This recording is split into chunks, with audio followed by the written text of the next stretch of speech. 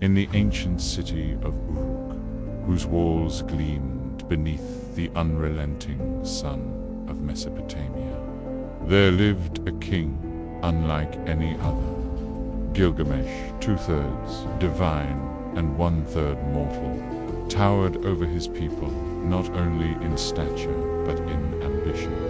His beauty was unmatched, his strength beyond compare, and his mind sharp as the edges of a bronze blade. Yet his heart was restless, his rule marked by arrogance, and his people groaned under his heavy hand. None could stand against him, for who could resist the will of one faithful?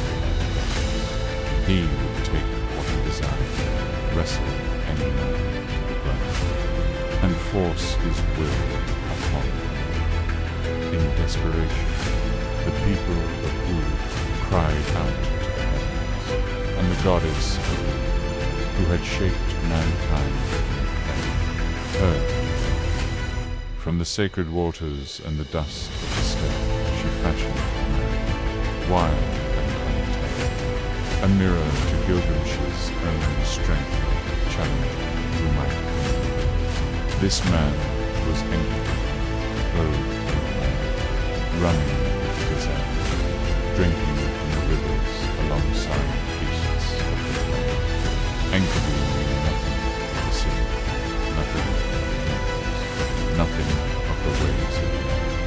He lived free under the wild sky, his body hardened by the hunt, his heart innocent of civilization. But word of his strength reached a hunter, who found his traps destroyed and his game freed by the wild man. Fearing the loss of his livelihood, the hunter went to Gilgamesh, who, in his cunning, saw an opportunity. He told the hunter to bring Shamhat, a woman of the temple, whose beauty and skill could tame the wild heart. The hunter and Shamhat journeyed into the steppe, where they found Enkidu by the watering hole. She drew him near with words sweet as honey, and when she embraced him, the wild man's heart stirred with desires unknown. For 6 days and 7 nights they lay together, and when Enkidu rose at last, the beasts fled from him, for he was no longer entirely their kin. He felt the weight of a new awareness, the pull of the human world, and Shamhat spoke to him of mighty Uruk and its king. She told him of Gilgamesh's power and of the injustices he wrought, of the strong needing to be challenged so they might remember the limits of their rule.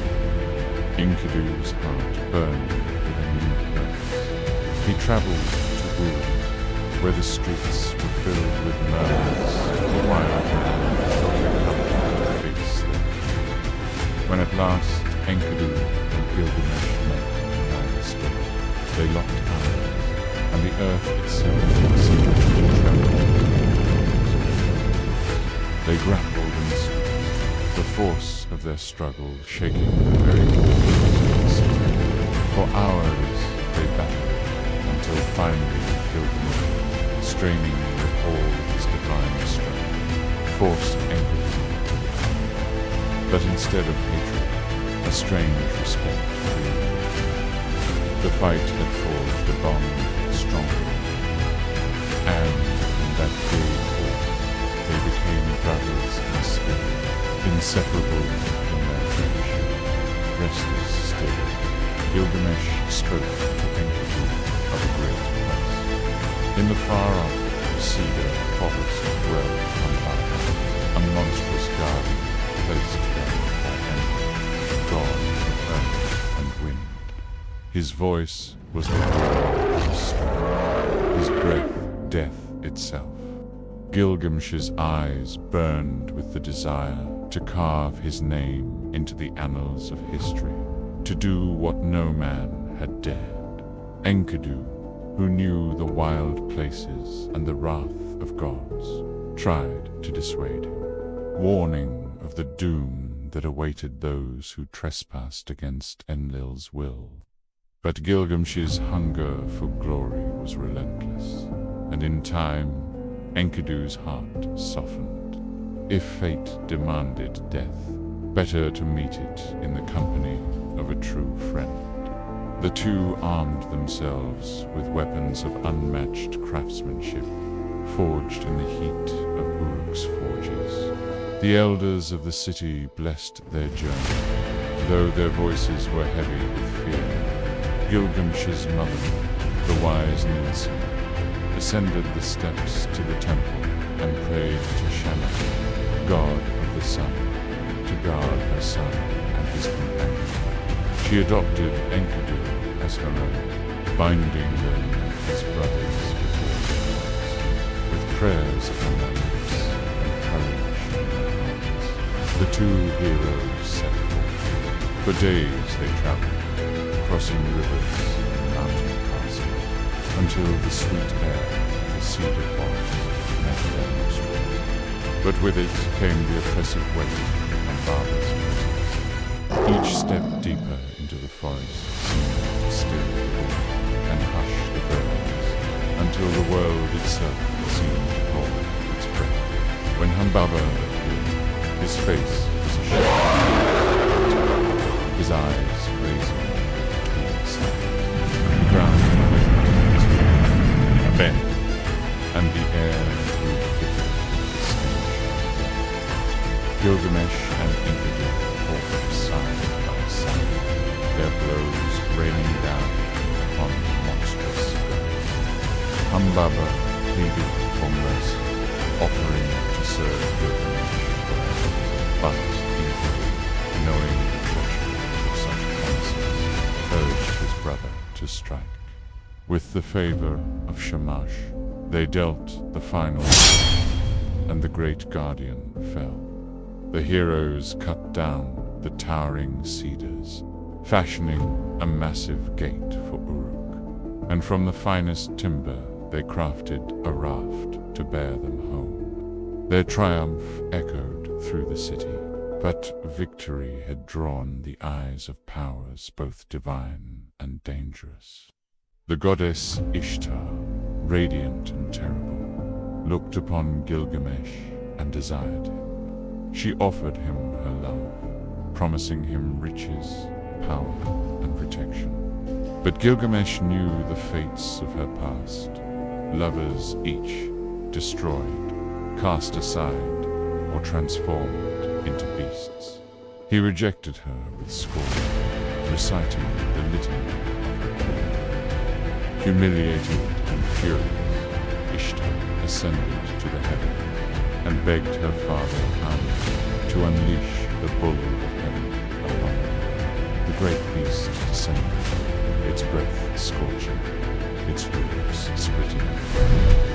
Hundreds perished as it rampaged through the city, but Gilgamesh and Enkidu confronted it without fear. With combined strength, they seized the bull and slew it, offering its power to Shamash and thanks. Ishtar screamed from the wall, cursing, and Enkidu hurled the bull's severed haunch toward her in defiance. The city rejoiced, but that night Enkidu dreamed a dark dream. In the vision, the gods gathered in person. Enlil's voice thundered, declaring that one of the heroes must pay for their defense against the divine order. The lot fell upon Enkidu. When he awoke, a sickness had already taken hold. His strength ebbed day by day, and the wildness of his heart deepened. Gilgamesh sat by his side, helpless, as his friend cursed the traveler who first brought him to the city, and the woman who had taken him. Yet, in his final moments, Enkidu's heart softened, and he blessed Shamhat for the gift of friendship she had brought him. After 12 days of suffering, Enkidu breathed his last. Gilgamesh's grief was a storm without end. He wept over his friend's body, refusing to bury him until the stench of decay could no longer be ignored. When at last the earth closed over Enkidu, Gilgamesh's heart was shattered. The shadow of death loomed over him, and he was seized by a terror he had never known. If death could take Enkidu, then it would come for him too. He resolved to seek out Utnapishtim, the one man who had survived the great flood and been granted eternal life by the gods.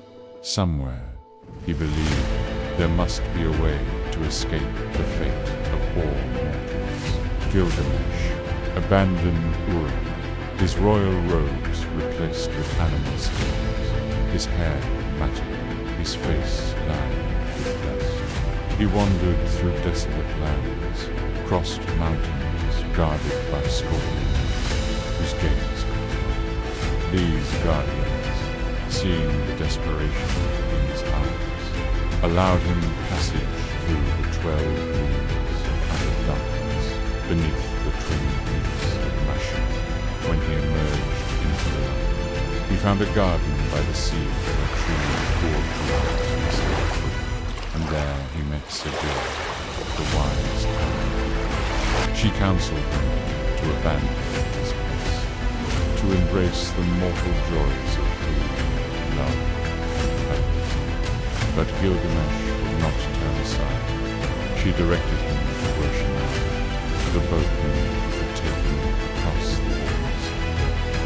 After trials and instruction of the sacred stone charms in the world, Gilgamesh himself cut great hunting poles to guide the boat. At last, they reached the far shore, where Utnapishtim lay. The old man listened to Gilgamesh's tale and asked what he had achieved with his life. He told him that death was the lot of all humans, decreed by the gods at creation. Only in the great flood had the divine order been altered, and only then had he and his wife been granted immortality as a gift, never to be repeated. Gilgamesh, desperate, asked for a test. If he could remain awake for 6 days and 7 nights, perhaps he might prove himself worthy. But no sooner had he sat down than sleep overcame him like a thick fog. When he awoke, Utnapishtim showed him loaves of bread baked each day he had slept, their stages of decay marking the passage of time. Seeing the truth, Gilgamesh's spirit broke. Yet, as he prepared to depart, Utnapishtim's wife took pity and urged her husband to reveal a hidden secret. Beneath the waters grew a thorny plant that could restore him. Gilgamesh dove into the rocks, seized it. On the journey home, he planned to share it with the elders of Uruk. But while he bathed in the cool spring, the serpent stole the plant and slithered away, shedding its skin as it vanished. Gilgamesh sank to his knees, the last hope of immortality gone. Weary and empty with pride, he returned to Uruk. Standing before the mighty walls he had built, he saw not just stone, but the labor of countless hands, the enduring mark of human life. In that moment, he understood that a man's true immortality lies not in his strength, but in the legacy he leaves behind. And so, the tale of Gilgamesh, the first hero, passed into the people, time swift, carved not in cedar or stone, but in the hearts of those who came after. A reminder that even kings and demigods must walk the road all mortals tread, and that friendship, courage, and the works of one's hands are the truest treasures against the endless night.